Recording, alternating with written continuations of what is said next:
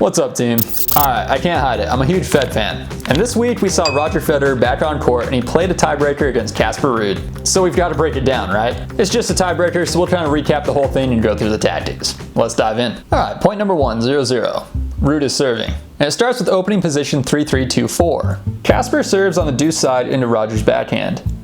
Roger returns this into the middle of the court on the ad side and moves into the middle of the court. Casper plays his +1 as an inside-in forehand, and Roger plays his +1 deep into the ad corner, starting this backhand rally. This is just classic to see Federer hitting these targets. To see that weight transfer inside-out forehand, money. But this point does also show that his movement is not what it used to be, which does make me sad. Check it out. So Casper runs a 3-1 pattern, isolating Roger's backhand and forcing him to cover the court on the forehand side. A lot of players tried to do this to Federer back in the day, and this was always one of my favorite pieces of his footwork, is how he would set up on that ad side and take these shots and still be able to cover the deuce side with a wicked forehand cross court. But we did not get to see that in this point. It's okay, Roger. I remember. Anyway, point 2. So Casper's up 1-0, Federer's serving.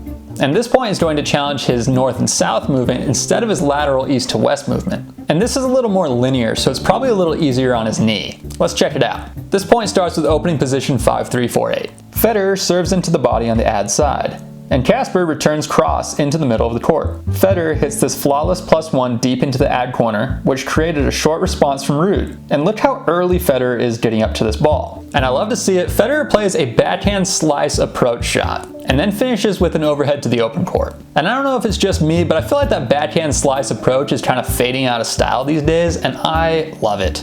And I think it's super effective because it does. It keeps the ball nice and low, and it encourages your opponent to kind of pop the ball up. But we see a lot of players nowadays opting for the heavy topspin drive. And that's okay too. But with that, Federer ties it up 1-1. Now I don't have footage of this one, but Federer serves somewhere, and Casper misses the return. In the highlights, it kind of showed it from a weird angle, so we didn't actually get to see where Federer chose to serve.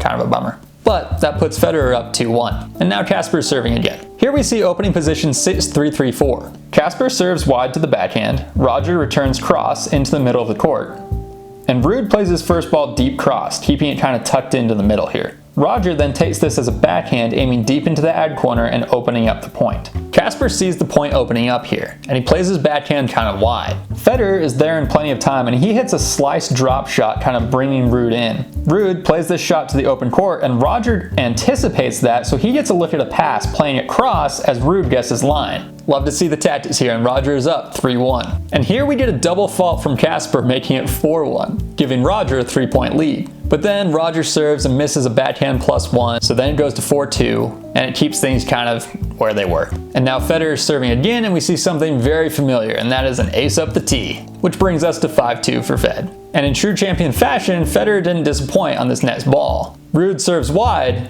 and Federer hits a backhand up the line winner, which is pretty wicked for an exhibition tiebreaker. But Federer's up 6-2. And here in the last point, Casper serves up the tee. Federer returns line, but he leaves it short, and this should have been a very easy ball for Casper. Looks like Roger was just going to let this one go, but this is a good reminder that those easy ones can be tough ones. And if you miss an easy approach, Federer's going to tease you about it. Anyways, so just an exhibition, but this is super fun to see Federer back on court again, hitting with Casper. I'm also a huge Casper fan. But for us Fed fans, it was a real treat to see Federer flow through some of these patterns again. Just brings back a lot of memories. So if you're a Federer fan, check out my channel where I break down a bunch of Roger Federer tactics. Now, if you like analyzing shot sequences like this, I hope you'll check out my new book. I wrote the book on tennis strategy, and you can buy it on Amazon. It's been ranked as high as number 3 on the bestseller list, and it's getting great reviews from people who have read it so far. So if you want to get an edge on the competition and learn more about tennis strategy, head on over to Amazon and pick up a copy. And if you want to learn even more tennis tactics, check out my website, tennistactics.com. There you can sign up for my newsletter where you can stay in touch as I produce even more content to help you take your game to the next level. Until next time, hit your targets. We'll talk soon.